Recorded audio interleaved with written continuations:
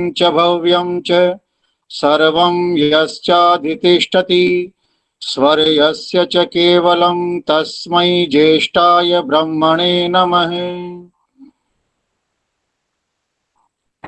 वैदिक संस्कृति प्रचार संघ उदयपुर के समस्त पदाधिकारीगण, इस कार्यक्रम का संचालन कर रहे आदरणीय भाई अवनीश जी, अभी हम जिनका बहुत ही सुंदर कविता पाठ और उद्बोधन सुन रहे थे, आदरणीय श्री जितेंद्र जी, इस कार्यक्रम में उपस्थित सभी गणमान्य महानुभाव आर्यजनों, वंदनीय माताओं बहनों, युवा साथियों,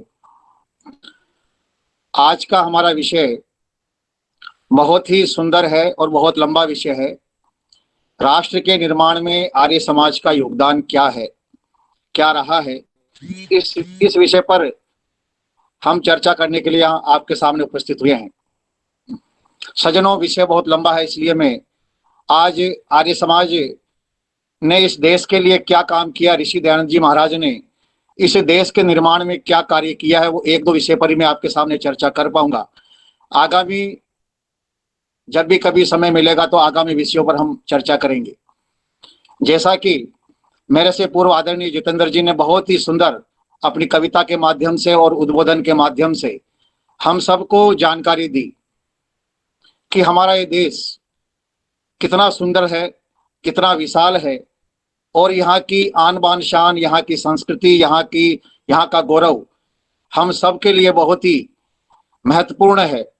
तो इतना सब कुछ होने के बाद में भी जहाँ हम अपने इतिहास को जब देखते हैं कि हमारा देश, जिसके विषय में महर्षि दयानंद जी महाराज ने सत्यार्थ प्रकाश के 11वें समोल्लास के अंदर प्रारंभ में बहुत सुंदर पंक्तियां लिखी है कि यह देश स्वर्ण भूमि है। इस देश के को छोड़ करके अन्य सभी देश इस देश के सामने कुछ भी नहीं, इसके तुल्य दुनिया में और कोई देश नहीं है। वो लिखते हैं कि यह देश एक पारसमणि है, पारसमणि जिसको छूने से लोहा को छुआ तो लोहा सोना बन जाए। तो कहते हैं कि दरिद्र रूपी लोहे जो देश थे वो भारत को छू करके स्वर्णमय बन गए। तो ऐसा हमारा देश, जिसे हमारे ऋषि दयानंद जी महाराज ने स्वर्ण भूमि लिखा है, जिसके लिए अतुल्य शब्द का प्रयोग किया है, जिसके लिए पारसमणि शब्द का प्रयोग किया है, ऐसा देश गुलाम कैसे हो गया? हम इतने कैसे पिछड़ गए? ऐसा देश जिसका इतिहास बड़ा ही गौरवशाली रहा है।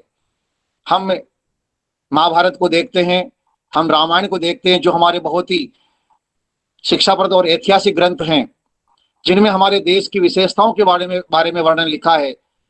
अभी रामायण की चर्चा आदरणीय जितेंद्र जी ने आपके सामने की कि रामायण में इस भारत के विषय में लिखा कि ये देश कैसा था।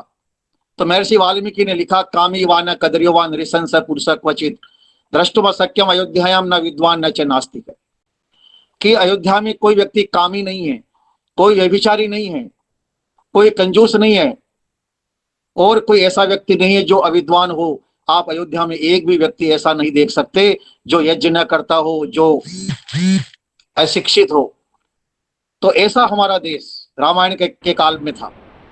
जब हम महाभारत को देखते हैं 5121 वर्ष पहले हमारा देश कैसा था, तो महाभारत में लिखा है, अवर्षम चाति वर्षम च व्याधि पावत मूर्छनम सर्वम एतद न तद आसीत् धर्म नित्य युधिष्ठिरे न बाल एवं मृते कस्य जनाधिप न च स्त्रियम प्रजानाति कश्चित अप्राप्त यौवन। कि युधिष्ठिर के राज्य में, यानी कि 5000 साल पहले हमारे देश के अंदर, महर्षि वेदव्यास लिखते हैं, कभी भी अकाल नहीं पड़ता था, कभी अनावृष्टि अतिवृष्टि नहीं होती थी, और कभी कोई युवक कम युवा अवस्था में किसी की मृत्यु नहीं होती थी, और कोई भी स्त्री अशिक्षित नहीं थी, सभी युवतियां शिक्षित थी, और वो शिक्षित युवती होने के बाद में ही उसका विवाह होता था। तो ऐसी जहां सुंदर व्यवस्था जिस देश में हो, जहां की संस्कृति, जहां की सभ्यता, जहां का ज्ञान विज्ञान पूरे विश्व में फैला हुआ था, जिसको पूरी दुनिया विश्व गुरु कहती थी, जिसे सोने की चिड़िया कहा जाता था, क्या कारण था कि ऐसा देश मुट्ठी भर मुगलों के अधीन हो गया? क्या कारण था कि ऐसा देश मुट्ठी भर अंग्रेजों के गुलाम हो गया? तो महर्षि दयानंद जी महाराज ने चिंतन दिया है हमें। हमें कारण बताया है इसका कि आपस की फूट के कारण से, अशिक्षा के कारण से, ब्रह्मचर्य का पालन न करने के कारण से, स्वयंवर विवाह न होने के कारण से, ये कुछ कारण ऐसे हैं, आलस्य, प्रमाद, इन सब के कारण से, वेद विद्या का लोप होने के कारण से हमारा देश पतन की ओर चला गया। सज्जनों, कारण का हमें पता लग गया है कि आपस की फूट, अशिक्षा, सामाजिक कुरीतियां, ये कुछ ऐसे कारण थे हमारे, जिसके कारण से ये भारत जैसा वैभवशाली देश, जिसने पूरे संसार को ज्ञान विज्ञान दिया, ये कुछ लोगों के अधीन हो गया, कुछ लोगों के गुलाम हो गया। और मुगलों ने हमारे देश की संस्कृति को नष्ट किया, सभ्यता को नष्ट किया। अंग्रेजों ने यहाँ की शिक्षा व्यवस्था को नष्ट कर दिया और यहाँ के उद्योगों को नष्ट करके इस देश को पूरी तरह से कंगाल बना दिया। ये देश कितना गरीब हो गया था। महर्षि दयानंद जी महाराज के जीवन की वो घटना आपको याद होगी कि जब महर्षि दयानंद जी महाराज नदी के किनारे पर ध्यानमग्न अवस्था में बैठे थे, उस समय एक महिला अपने मृत शिशु को गोद में लेकर के आई और उसने उस बच्चे को रोते हुए नदी में प्रवाहित कर दिया और उसके शरीर पर लगा हुआ कफन का कपड़ा वापस ले लिया। जब ऋषि दयानंद जी महाराज ने कारण पूछा तो उसने कहा कि महाराज, मेरे पास इस एक साड़ी के अलावा, एक वस्त्र के अलावा मेरे पास दूसरा पहनने के लिए वस्त्र नहीं है। ऋषि दयानंद जी महाराज ने उस दृश्य को देखा, उस महिला की स्थिति को देख करके वो बड़े दुखित हुए कि ऐसा देश जो वैभवशाली था आज इतना गरीब हो गया है कि एक माँ के पास में कफन का कपड़ा भी नहीं है। सज्जनों, दूसरी घटना स्वामी दयानंद जी के जीवन की ओर आती है कि वो एक बार अपने कुछ लोगों के साथ में कहीं जा रहे थे। सामने से एक बूढ़ी औरत, एक भिक्षुणी, एक भीख मांगने वाली औरत आई और उसने स्वामी दयानंद जी से भिक्षा मांगी। स्वामी दयानंद जी से कहा कि महाराज, बाप मुझे कुछ दीजिए, मैं भूखी हूं, गरीब हूं। तो स्वामी दयानंद जी को दुख हुआ, उनकी आंखों में आंसू आ गए और कहने लगे कि ये देश कितना गरीब हो गया है कि इस बूढ़ी औरत को ये भी पता नहीं है कि वो किससे भीख मांग रही है। अरे, मैं खुद भिक्षा मांग करके अपने जीवन का निर्वाह करता हूं और ये मेरे से ही भिक्षा मांग रही है। इस देश का इतना पतन कैसे हो गया। तो सज्जनों, माताओं, बहनों, हमारे देश का पतन कुछ कारणों से हुआ, लेकिन इस सब के बावजूद हमारा देश आजाद हुआ। हमारे देश की आज जो स्थिति हम देखते हैं, इसमें बहुत बड़ी भूमिका महर्षि दयानंद जी महाराज की रही है। आइए मैं उस भूमिका की तरफ आपको लेकर के जाना चाहूंगा कि इस देश को आजाद कराने में महर्षि दयानंद जी महाराज की, गुरु विद्यानंद जी की और ऋषि दयानंद के बाद एक बहुत लंबी श्रृंखला है ऋषि दयानंद के शिष्यों की, जिन्होंने इस देश को आजादी दिलवाई। हम सबको ये पता होना चाहिए, हम सभी आर्य जन हैं, हम सभी आर्य समाज से जुड़े हुए लोग हैं, हम सभी वैदिक विचारधारा को मानने वाले लोग हैं।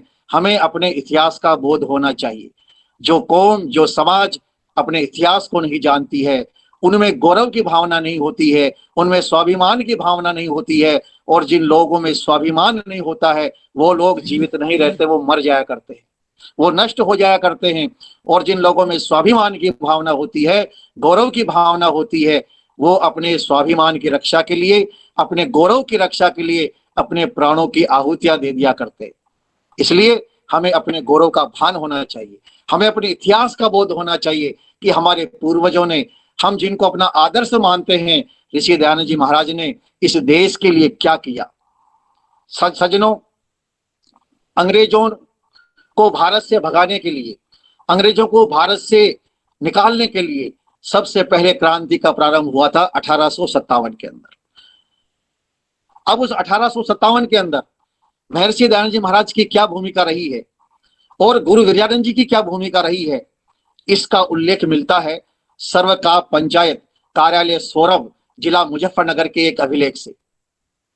बहुत ही इंटरेस्टिंग ये मैं बातें आपको बता रहा हूं, शायद आपने पहले कभी नहीं सुनी होगी कि 1857 के संग्राम के अंदर, 1857 की क्रांति के अंदर ऋषि दयानंद जी महाराज ने कितनी बड़ी भूमिका निभाई, गुरु विद्यानंद जी ने कितनी बड़ी भूमिका निभाई।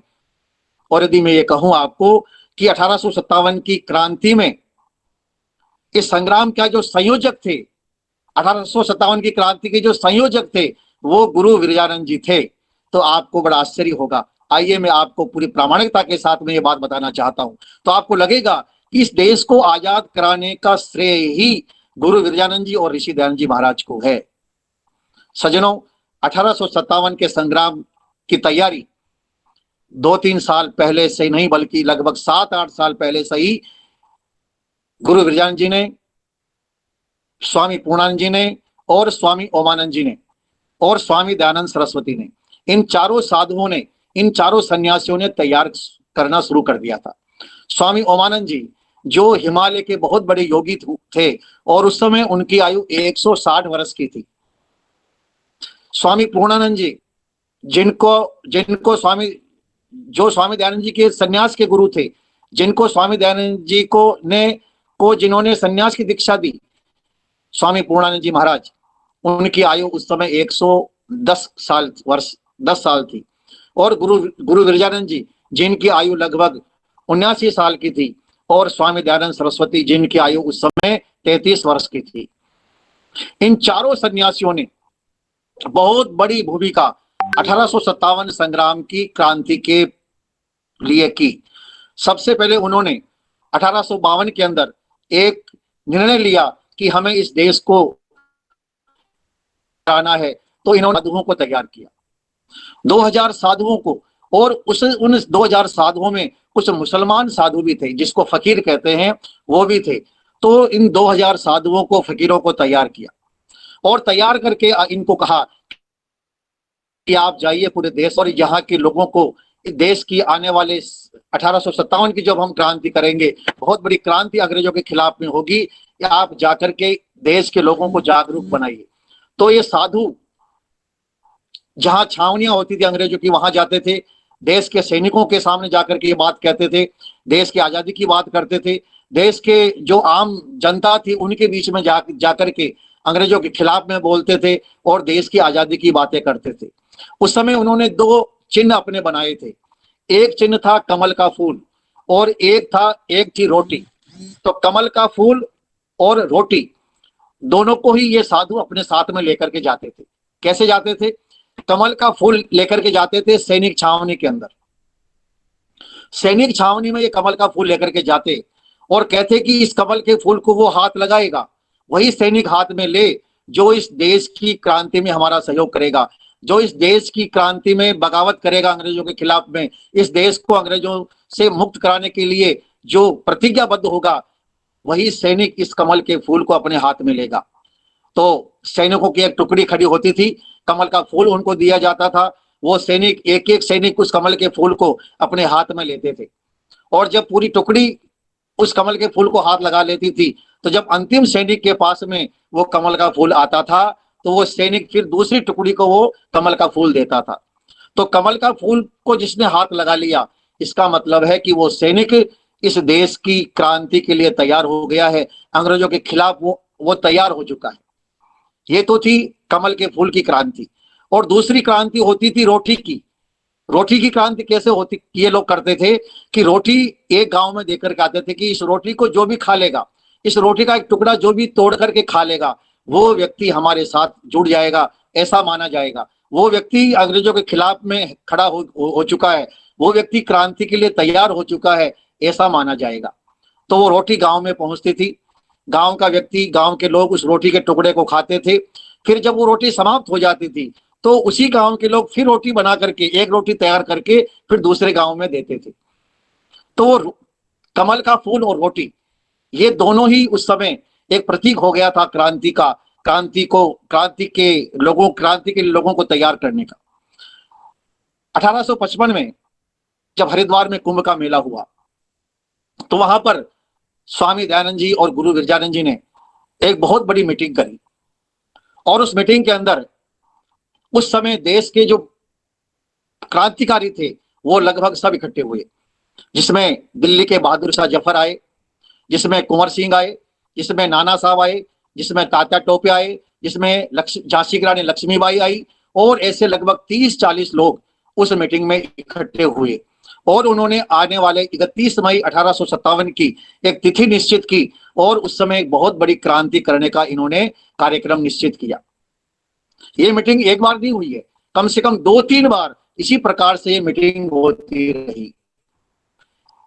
गुरु विजयानंद जी ने एक योजना चलाई थी 1911 से संवत 1913 तक चलाई थी उन्होंने, कि गुरु विजयानंद जी ने एक पैम्पलेट निकलवाया, एक पर्चा छपवाया, और उस पर्चे में जो छपा करके अपने साथियों से कहा, अपने साधुओं से कहा कि आपको जाकर के ये भारत के गांव-गांव में बांटना है, सब जगह बांटना है। क्या था उस पर्चे में लिखा हुआ? उस पर्चे में उन्होंने लिखा हुआ था कि मथुरा के अंदर जो भी व्यक्ति आकर के तीर्थ स्नान करेगा, जो भी मथुरा की तीर्थ यात्रा करेगा, उसके जो है कुल का उद्धार हो जाएगा, उसके सारे पाप दूर हो जाएंगे, उसके कुल की 7 पीढ़ियां तर जाएगी। इस प्रकार से उन्होंने इस पैम्पलेट को छपवाया और उसमें लिखा गया कि श्री कृष्ण जी ने एक साधु के शरीर में आकर के ये बात कही है कि इन 3 सालों के अंदर जो भी हिंदू मथुरा में आएगा, मथुरा के दर्शन करेगा, मथुरा के अंदर स्नान करेगा, मथुरा के अंदर आकर के सत्संग करेगा, उसका उद्धार हो जाएगा, उसके सारे दुख दूर हो जाएंगे। ये सूचना गुरु विजयानंद ने छपाई। और ऐसी ही सूचना एक मुस्लिम फकीर ने भी, एक मुसलमान मौलवी ने भी एक फतवा जारी किया सभी मुसलमानों के लिए कि इन 3 सालों के अंदर जो भी मुसलमान मथुरा में आएगा और यहाँ आकर के मस्जिद में नमाज पढ़ेगा, यहाँ आकर के तकरीर सुनेगा, उसके सारे ख्वाब पूरे हो जाएंगे, उसके जीवन में जो है खुशियां आ जाएगी। तो ये पैम्पलेट जब गांव-गांव में गए और उस पैम्पलेट में ये भी लिखा गया कि कृष्ण और हजरत मोहम्मद साहब दोनों ने ही ये पैगाम सभी हिंदू और मुसलमानों को दिया है कि वो 3 साल के लिए मथुरा में आए। इसका परिणाम ये हुआ कि हिंदू भी मथुरा आने लगे और मुसलमान भी मथुरा आने लगे। वहां पर होता क्या था? वहां पर गुरु विजयानंद जी के व्याख्यान होते थे, देशभक्ति के व्याख्यान होते थे, अंग्रेजों के खिलाफ क्रांति की तैयारियां होती थी।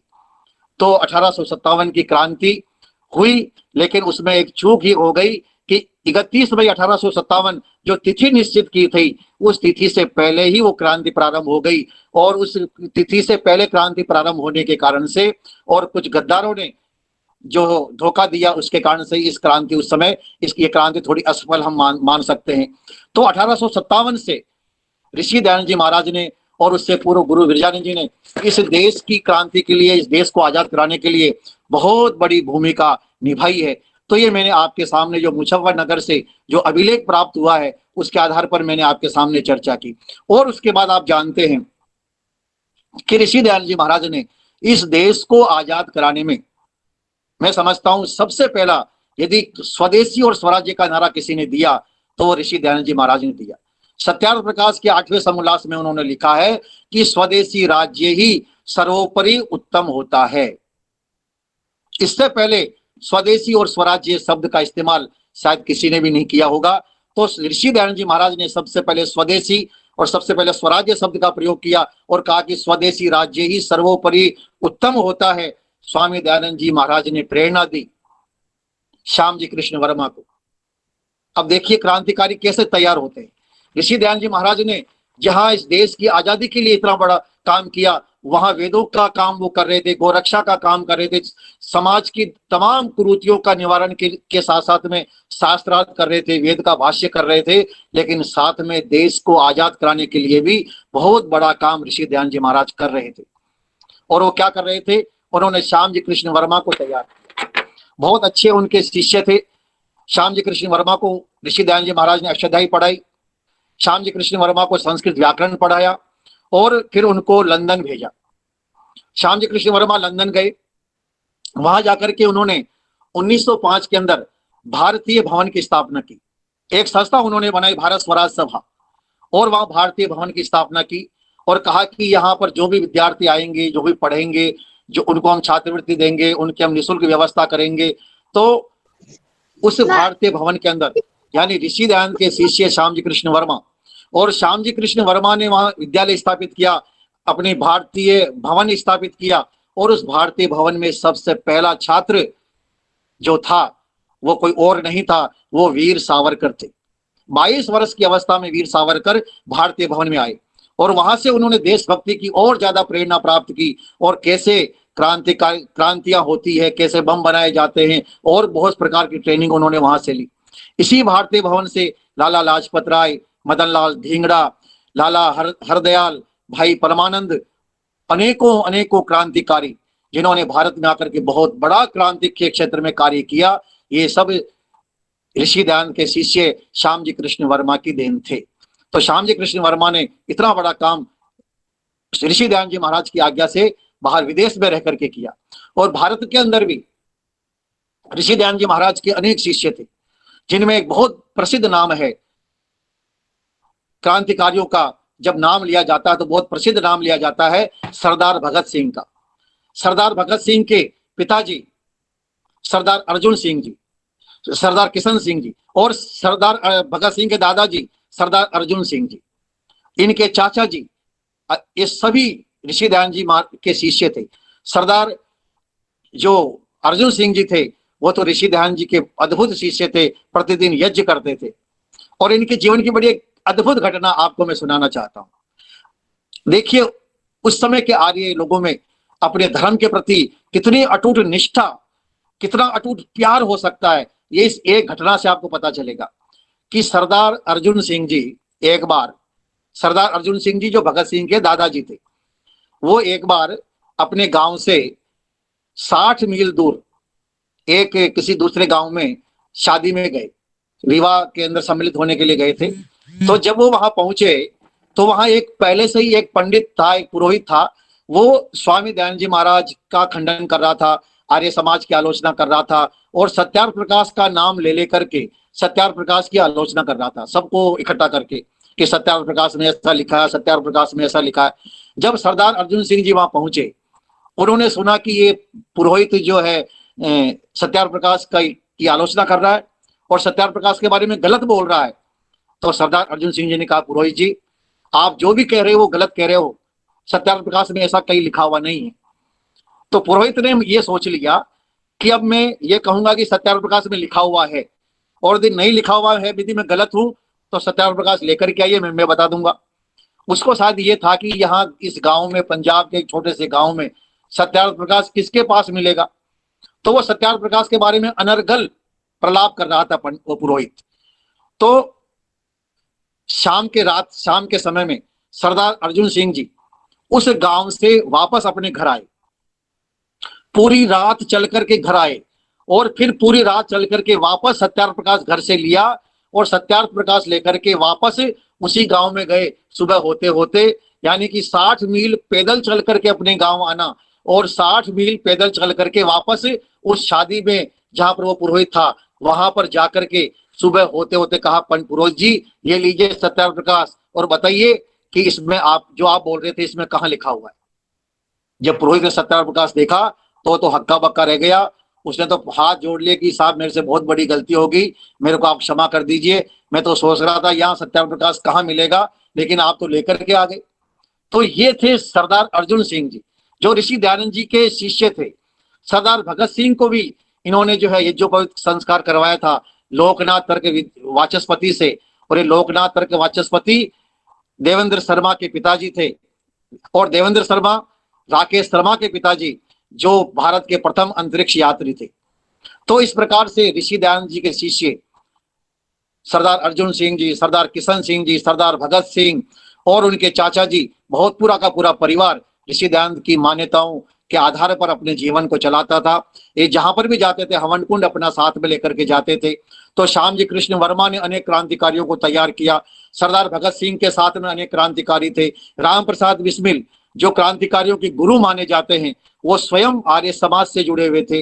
तो चाहे आप श्याम जी कृष्ण वर्मा से लेकर के राम प्रसाद बिस्मिल, भगत सिंह और अनेकों अनेकों क्रांतिकारी, चाहे सुभाष चंद्र बोस, जिन्होंने जो ये कहते थे कि आर्य समाज मेरी माँ है, और जो कहते थे कि मैं जहां पर भी जाता हूं वहां जो मेरे आसपास क्रांतिकारी होते हैं, जो देशभक्त होते हैं, वो लगभग सभी आर्य समाजी होते हैं, ऋषि दयानंद के शिष्य होते हैं। तो आर्य समाज तो मेरी माँ है, जिसने मुझे उत्पन्न किया, जिसके विचारों से मैं प्रभावित हूं। तो सज्जनों, इस देश को आजाद कराने में आर्य समाज का बहुत बड़ा योगदान रहा है। राजस्थान के अंदर भी कृष्ण सिंह जी बाराहट, केसरी सिंह जी बाराहट, प्रताप सिंह जी बाराहट, जो बाराहट परिवार है शाहपुरा का, वो भी ऋषि दयानंद जी का ही शिष्य था। तो ऋषि दयानंद जी के ही शिष्य लगभग सभी क्रांतिकारी उस समय थे, या उन शिष्यों से प्रभावित होकर के दूसरे युवा इस देश की आजादी के लिए उन्होंने संघर्ष किया, काम किया और इस देश को आजाद कराने में आर्य समाज की बहुत बहुत बड़ी भूमिका रही है।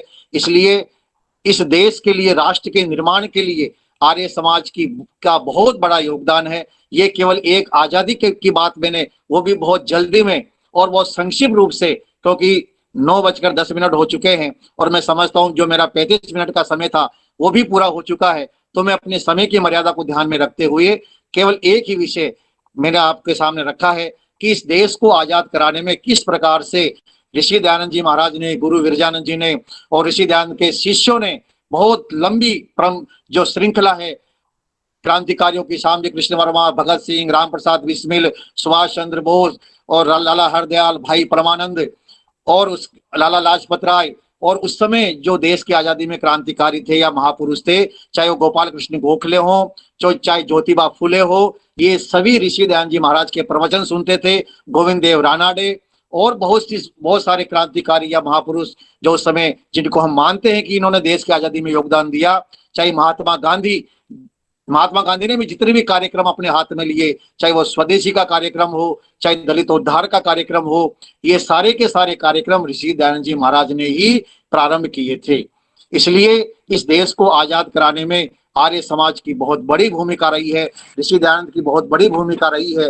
लेकिन हमारे देश के इतिहासकारों ने, हमारे देश की राजनीति ने, हमारे देश के शासन ने इस ऋषि दयानंद जी महाराज के कार्यों को भुला दिया, आर्य समाज के कार्य को भुला दिया है। लेकिन हमें घबराने की आवश्यकता नहीं है। अब पुनः हमें अपने आप को प्रतिष्ठित करना है, अपने आप को हमें साबित करना है कि हमारे पूर्वजों ने जो काम अधूरा छोड़ा था उस काम को अब आर्य पूरा करके ही दम लेंगे। सज्जनों, हमें पुनः इस विश्व को, कृण्वन्तो विश्वमार्यम, जो हमारा सपना है पूरे संसार को आर्य बनाने का, उस सपने को हम साकार करने का प्राणपण से हम प्रयत्न करेंगे। समय की मर्यादा को ध्यान में रखते हुए मैं अपनी बात को यहीं पर विराम देता हूं। आप सभी का बहुत बहुत आभार, बहुत बहुत धन्यवाद। बहुत बढ़िया आचार्य जी, धन्यवाद।